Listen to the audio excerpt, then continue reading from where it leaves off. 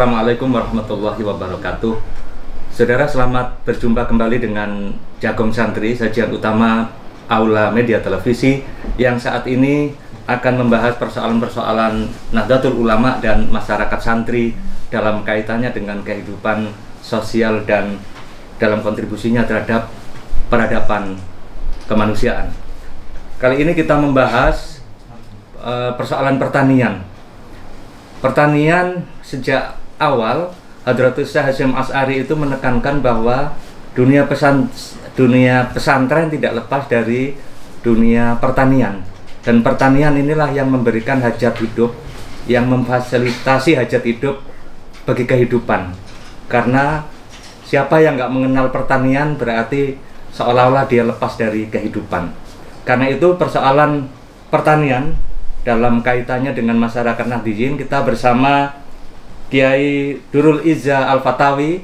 Beliau adalah pengasuh Pondok Pesantren Pertanian Al-Fatawi, ada di dua tempat, baik di Situbondo maupun di Sidoarjo. Kita akan membahas persoalan seputar itu karena pertanian ini seolah-olah menjadi sektor yang dinomorduakan dalam kehidupan kita di masyarakat Indonesia saat ini. Nomor satu adalah politik, nomor dua politik, dan seterusnya, bahkan nomor terakhirnya ini yang mengingat soal pertanian. Padahal roda kehidupan itu tidak lepas dari pangan, dan itu adalah dunia pertanian. Assalamualaikum Kiai Izza Al-Fatawi. Ini Kiai muda ini, tapi kita panggil untuk lebih familiar, kita panggil Mas Izza aja ya. Waalaikumsalam warahmatullahi wabarakatuh. Alhamdulillah. Ya, ini Mas Izza, ini kita di masyarakat kita ini pernah menjadi bayangan ya, di zaman masa lalu itu pertanian bisa mandiri. Tetapi lama-kelamaan seolah-olah pertanian ini agak tergeser isu ya, isu yang nggak menarik.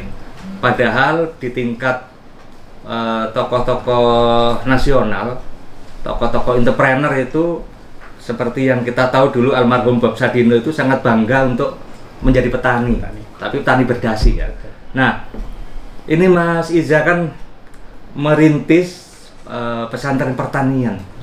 Ini awalnya gimana kok punya apa interest ke sana ini? Ya. Bisa diceritakan? Jadi yang pertama, alhamdulillah, sebenarnya melihat konsep pesantren ini adalah sesuatu kekuatan di NU. Maka ketika melihat pesantren ini, maka kita wajib, menurut saya, menurut kami sebenarnya, bahwa ini harus dilestarikan. Bahwa konsep pesantren adalah konsep pendidikan yang paling terbaik. Akhlakul karimah, pendidikan-pendidikan agama, dan pendidikan-pendidikan tasawuf, tauhid, dan yang lainnya. Nah, ini kita ambil tuh, bahwa konsep pesantren ini tetap harus kita lestarikan. Itu yang pertama. Nah, yang kedua, Jawa Timur ini adalah hampir rata-rata ketika ngobrol masalah warga Nahdliyin atau Jam'iyah Nahdliyin, hampir rata-rata adalah dari kaum-kaum tradisionalis, dan hampir rata-rata mereka adalah petani, agraris lah, dari sektor agraris. Nah, ini cuma problemnya adalah mengapa pertanian di Jawa Timur dan yang lainnya belum mampu secara peningkatan kesejahteraan petaninya itu meningkat. Ini ada problem nih. Ada apa nih sebenarnya di bawah? Maka perlu nih akhirnya bahwa ini sebenarnya jihad ekonomi sebenarnya. Jihad ekonomi sekaligus sebagai koridor kebersamaan antara yang namanya peningkatan faham Ahlus Sunnah wal Jamaah An-Nahdliyah ditambah dengan yang namanya kekuatan ekonomi. Saya yakin bahwa ini menjadi kekuatan yang besar. Ketika Hadratus Syekh Hasyim Asy'ari memang sudah mencontohkan itu, maka kita santrinya ini ya menjalankan hari ini, bahwa ini ide-ide berlian nih, tinggal kita bagaimana menjalankannya. Kalau kami hanya menjalankan ide-ide awal aja, cuma kita mencoba merubah sedikit-sedikit biar nantinya mampu diterima oleh masyarakat hari ini. Ya, kalau dulu kita mengenal pesantren itu kan tidak ada yang merambah pada khusus pesantren pertanian gitu ya. Jadi di kita mempunyai tradisi ada kekhasan pesantren tertentu itu mendalami ilmu tertentu. Betul. Nah, pertanian ini kan baru dideklar beberapa pesantren, misalkan yang kita tahu di Jawa Barat ada Kiai Afandi itu ya dengan konsep Thariqat Sayuriyah itu ya. Nah, di Jawa Timur saya kira beberapa pesantren sebenarnya tidak lepas dari dunia pertanian karena sekitarnya wilayah agraris ya. Ini cuman zaman ini kan saya agak merasa janggal itu gini. Saya dulu zaman aktif di PMII. Betul. Nah, kenapa nggak ikut pada gerakan-gerakan yang lain itu kok kemudian memasuki wilayah pertanian? Nah, ada beberapa hal sebenarnya. Ini sebenarnya satu urutan sih sebenarnya, satu tahapan urutan. Ketika saya dari Fakultas Pertanian Universitas Jember, kebetulan saya di PMII, hampir rata-rata hari ini generasi-generasi petani-petani yang di mahasiswa-mahasiswa ya saya kompori bagaimana. Siapa lagi kalau bukan kita nih untuk terjun di wilayah ini. Kalaupun hari ini banyak orang yang mengatakan bahwa pertanian bukan sektor yang seksi. Ini karena problem bahwa kita belum mampu menerjemahkan bahwa pertanian ini sektor yang bisa menguntungkan. Nah ini ketika ini dilepas, saya katakan bahwa isu internasional ke depan adalah pangan, air, dan energi. Ini ketika kita lepas tiga-tiganya, maka kita akan menjadi penonton nantinya. Nah, saya tidak ingin bahwa kita menjadi penonton, kita harus menjadi ikut di dalamnya, jadi subjeknya. Jadi apalagi ketika ngobrol Jawa Timur, maka khususnya bagi kami adalah yang punya basic tentang pertanian dan punya basic di PMII, ya ayo bersama-sama untuk menciptakan hal yang memang di sini dibutuhkan jam'iyah. Jadi yang dibutuhkan jam'iyah itu adalah yang pertama adalah bagaimana jam'iyah itu mandiri, jamaah sejahtera. Itu ini. Jadi ketika jam'iyah itu mandiri, jamaah sejahtera, maka ini otomatis negara kita akan menjadi baldatun thayyibah wa rabbun ghafur. Jadi ini kuncinya. Ini Mas Durul Iza ini juga deklarator Santri Tani Nusantara ya. Dan banyak aktivitas ngaji pertanian ya. Ngaji tani. Ini kok kemudian karena begini, ini biasanya deklarasi ini akan terkait dengan domain politik ya. Domain politik. Gimana itu asal usulnya ini? Jadi sebenarnya Santri Tani Nusantara ini sebenarnya keresahan dari kami sebenarnya melihat kondisi pertanian dan kondisi generasi-generasi muda, baik khususnya untuk Nahdlatul Ulama. Ini hampir rata-rata mereka sudah acuh tak acuh terhadap sektor pertanian. Itu yang pertama. Mengapa? Akhirnya kita membuat tuh ngaji tani. Ngaji tani ini sebenarnya adalah memahamkan generasi-generasi muda terhadap bahwa sektor pertanian ini adalah sektor penting, sektor utama, sektor penyangga dalam kehidupan berbangsa. Ketika ini nanti akan kita lepas, maka mau tidak mau ini akan menjadi problem sosial, problem nasional bahkan.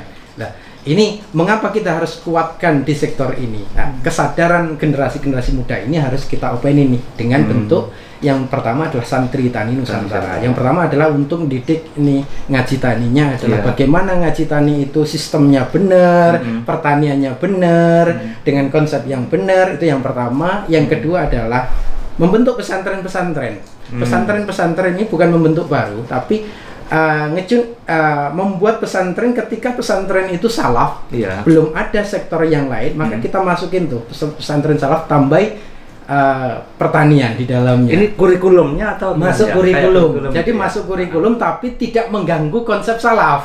Salafnya kitab kuning tetap jalan. Kitab kuning tetap jalan, ngaji taninya jalan. Jadi ini yang kedua.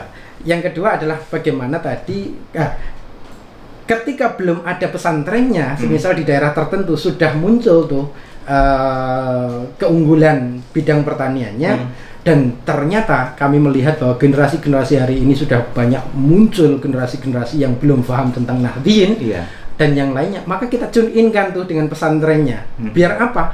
Biar generasi-generasi muda paham tentang Aswaja An-Nahdiyah, juga akan paham tentang budidayanya faham, ngaji kitabnya faham. Itu sebenarnya yang membuat kami sebenarnya target utamanya ya di dua pintu tadi, pesantren dan ekonomi lewat pertanian tadi. Jadi kalau belajar di masa lalu sebenarnya kita Hadratus Syekh juga pernah membuat satu organisasi, ini embrio dari NU adalah Nahdlatul Tujar. Nah, yang saya tahu di Nahdlatul Tujar itu awal mereka ini kaum tani sebenarnya. Predikatnya itu tani gitu. Jadi dalam kelompok Nahdlatul Tujar itu sebenarnya embrio Nahdlatul Ulama di bidang ekonomi ya. Nah, terkait dengan ini kebetulan sekarang kan kita menjelang Hari Santri yang tahun 2020, tetapi karena situasi pandemi ini peringatannya berubah. Nanti kita akan lanjutkan dengan bagaimana jihad fisabilillah dalam sektor pertanian, karena terkait kalau Hari Santri tidak lepas dari jihad, resolusi jihad. Betul. Tapi kita lanjutkan, sebelumnya boleh diminum ini kopinya. Kita lanjutkan dulu sebentar lagi.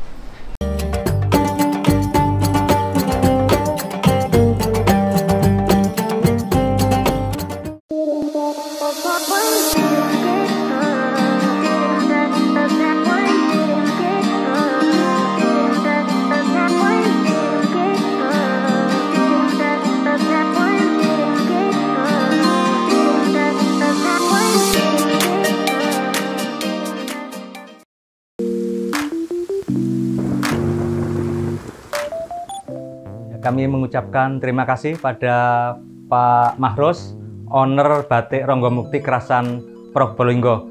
Ternyata nyaman ini kiriman untuk kita pakai pada saat ini.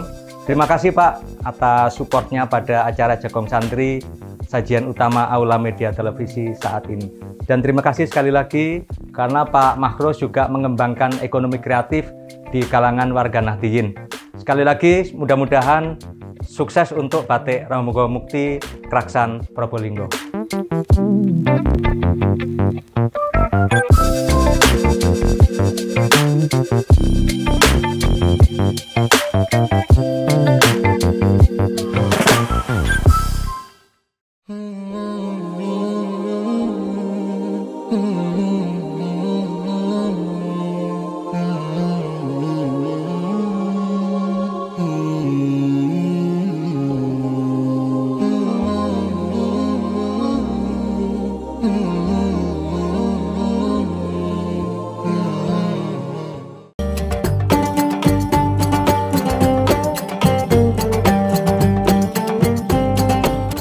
Saudara masih bersama Jagong Santri, sajian utama Aula Media Televisi, dan saat ini kita bersama Kiai Durul Izzah Al-Fatawi.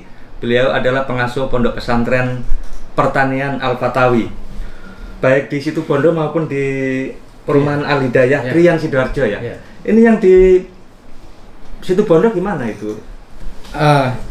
Bisa diceritakan ya? Jadi sebenarnya kalaupun pesantren pertanian ini kita bidiknya sebenarnya pada kurikulumnya. Jadi kurikulum kebetulan kemarin yang di awal itu berarti sudah nyusun silabinya ya. Betul. Jadi kurikulum yang awal memang kita kurikulum untuk budidaya cabai waktu itu. Jadi cabai memang kita fokus di cabai dengan asumsi bahwa cabai nanti santri akan paham mulai dari hulu hilir, dari namanya pembibitan sampai budidaya sampai terakhir panen dan penjualan pasca panen. Ini adalah target kami.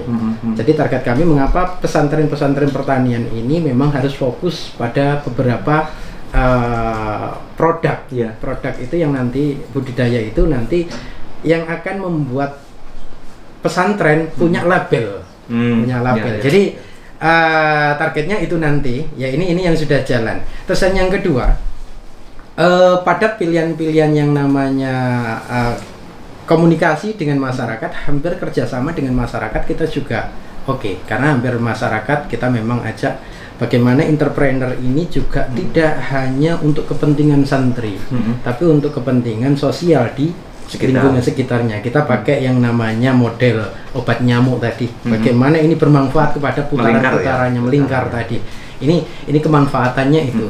Jadi dengan seperti itu maka muncullah sistem tersendiri, sistem yang nantinya sistem pertanian tersendiri yang mampu tidak terkondisikan dengan maklar-maklar, karena memang biasanya maklar akan gampang masuk ketika kita tidak berkumpul, tidak berjamaah. Beda lagi ketika berjamaah. Mengapa ini kita inginkan menjadi jamaah produksi atau jamaah produksi tadi? Jadi konsep Santri Tani Nusantara adalah salah satunya adalah jamaah produksi. Mengapa membuat jamaah produksi?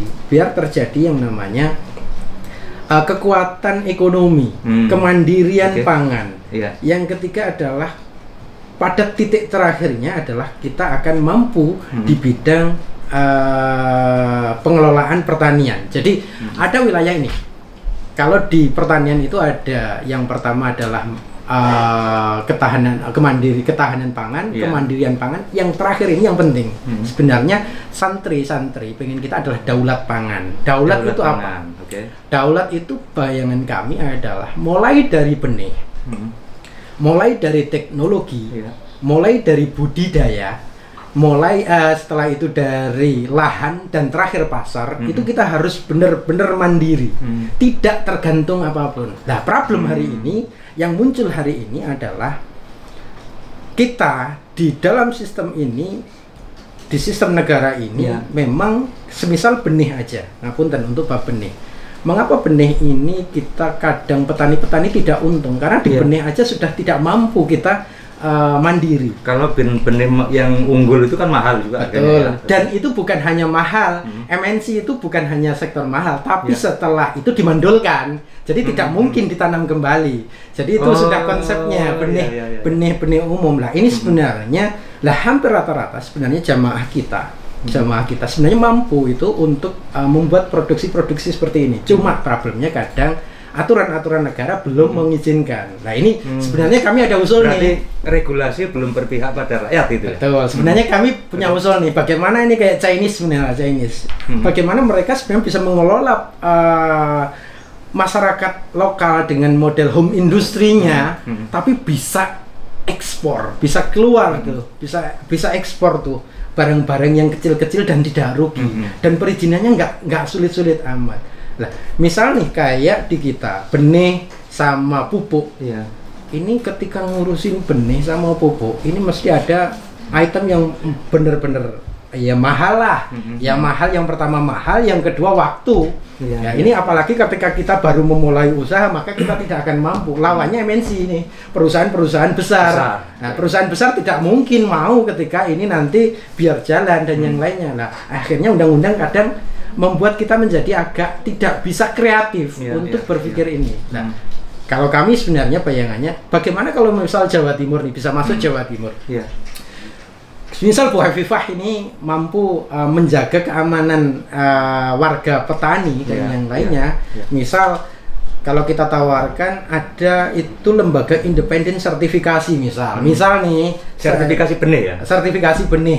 Mau sertifikasi benih sama sertifikasi pupuk tadi. Nah, misal kalau memang ada itu independen itu di tingkat Jawa Timur, karena memang budgeting kita semisal memang belum mampu sampai tingkatan 1M atau berapa nanti baru ketika sudah melebihi itu maka kita akan perizinan ke Kementerian Pertanian misal. Tapi sebelum mampu ke sana maka di Jawa Timur ini harus di openi kita nih sebelum kita meloncat ke sana. Artinya harus ada proteksi ya. Ada proteksi di tingkat daerah. Nah, proteksi ini sebenarnya sangat mampu ketika memang apalagi santri nih, santri gak duwe sak cukupin, duwe ilmu, duwe tekad. Nah, ini kan harus diopeni nih. Santri-santri ketika kita memang ini ngajari santri untuk belajar mandiri, tapi pada titik terakhir bahwa kemandirian itu ternyata dikunci dengan kemahalan-kemahalan terhadap perizinan dan yang lain. Ini kan akan berat. Jadi menurut kami sebenarnya misalnya di lembaga Jawa Timur yang nanti akan local wisdomnya Bu Khofifah menyiapkan untuk lembaga sertifikasi independen